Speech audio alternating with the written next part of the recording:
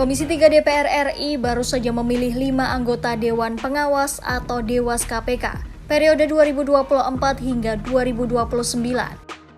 Salah satu Dewas KPK yang dipilih Komisi 3 DPR RI adalah ex-ketua harian Kompolnas Benny Mamoto. Nama Benny Mamoto terpilih dari hasil voting atau pemungutan suara.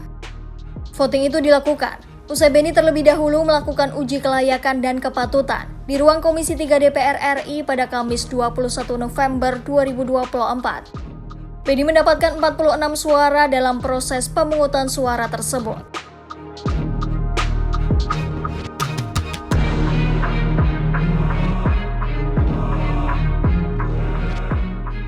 Benny Joshua Mamoto lahir di Temanggung, Jawa Tengah pada 7 Juni 1955.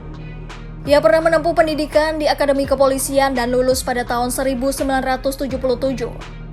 Kemudian Benny pernah berkuliah di Fakultas Hukum Universitas Krisnadwipayana dan meraih gelar S1 pada 1992. Lalu ia meneruskan gelar S2 dan S3 di Studi Kajian Ilmu Kepolisian Universitas Indonesia. Benny juga pernah menjabat sebagai salah satu direktur di Badan Narkotika Nasional atau BNN pada 2009 hingga 2012. Saat itu ia sudah berpangkat Jenderal Bintang 1 atau Brigadir Jenderal.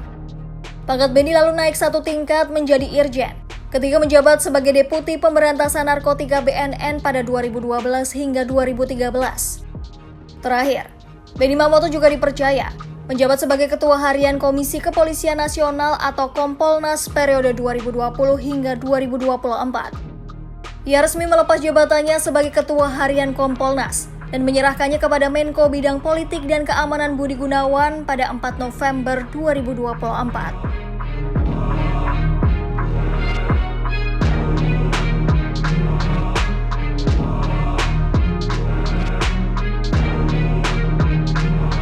Berdasarkan laporan harta kekayaan penyelenggara negara atau LHKPN yang disampaikan pada Agustus 2024, Benny punya total harta kekayaan mencapai 6,7 miliar rupiah.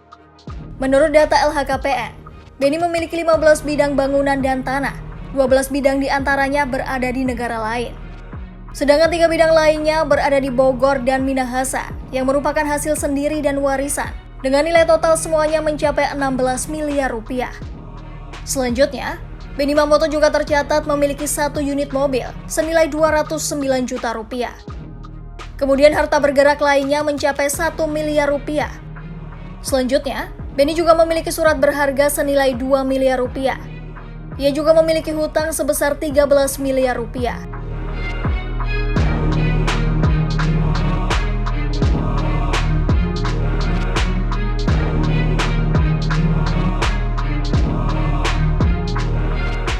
Saat uji kelayakan dan kepatutan, Benny Mamoto menilai perlu ada undang-undang khusus yang mengatur soal OTT KPK agar memiliki payung hukum yang pasti.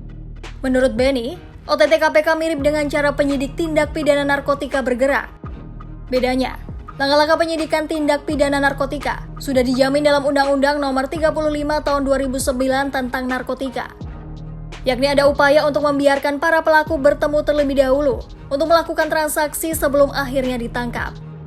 Oleh karena itu, ia meminta penyidik KPK harus diberi kewenangan khusus dalam proses OTT untuk menutup ruang protes dari pihak yang merasa dirugikan. Selain itu, Benny mengaku akan berkomitmen untuk membuat Dewas KPK lebih aktif melakukan pengawasan secara langsung ke lapangan dan mengoptimalkan upaya pencegahan.